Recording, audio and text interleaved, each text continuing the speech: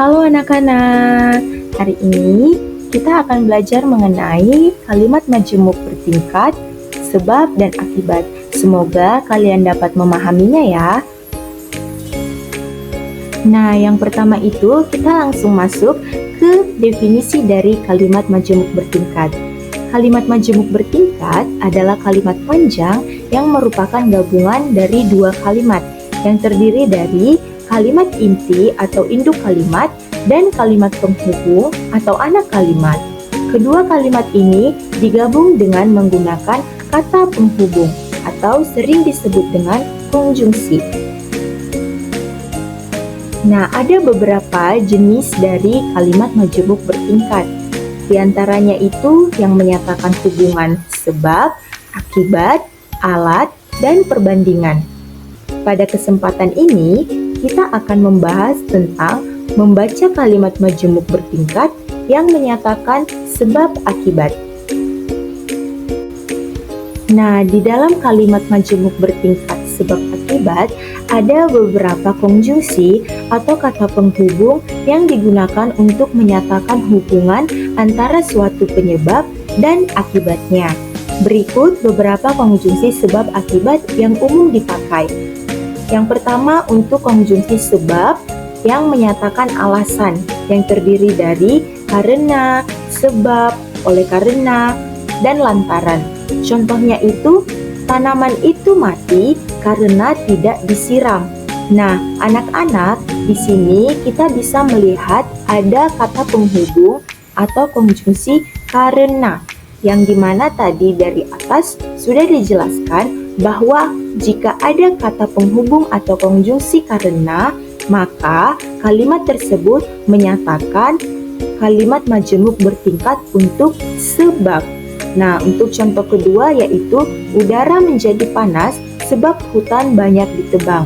Sama seperti contoh nomor 1, kalimat nomor 2 ini juga menyatakan sebab.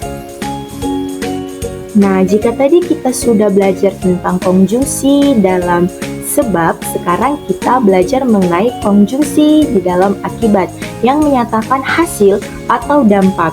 Biasanya digunakan konjungsi kata seperti sehingga, maka, akibatnya, dan oleh karena itu. Contohnya, hutan ditebang sembarangan sehingga banyak hewan kehilangan tempat tinggal. Dan contoh yang kedua, sampah dibuang ke sungai, akibatnya air menjadi tercemar. Nah, anak-anak, kita bisa melihat nih kata penghubung sehingga dan akibatnya.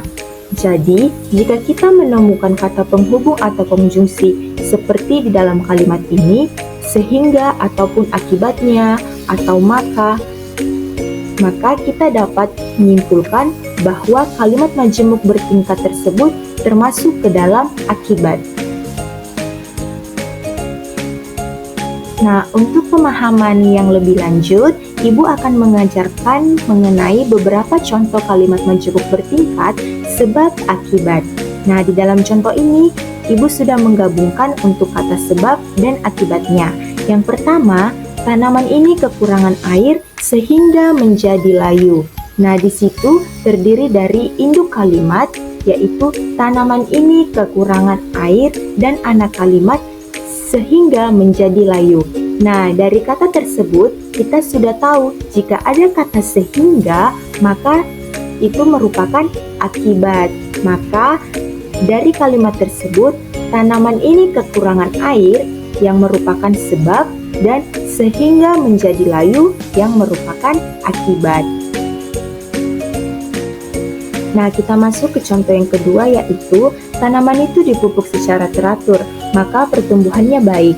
Nah, di sini induk kalimatnya itu tanaman itu dipupuk secara teratur yang merupakan sebab dan anak kalimatnya maka pertumbuhannya baik yang merupakan akibat. Nah, di sini kita bisa melihat ada kata penghubung maka.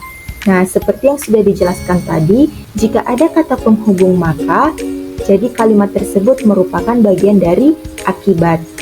Selain itu, kita juga bisa menyimak bahwa maka pertumbuhannya baik merupakan dampak dari tindakan tanaman itu dipupuk secara teratur yang merupakan sebabnya.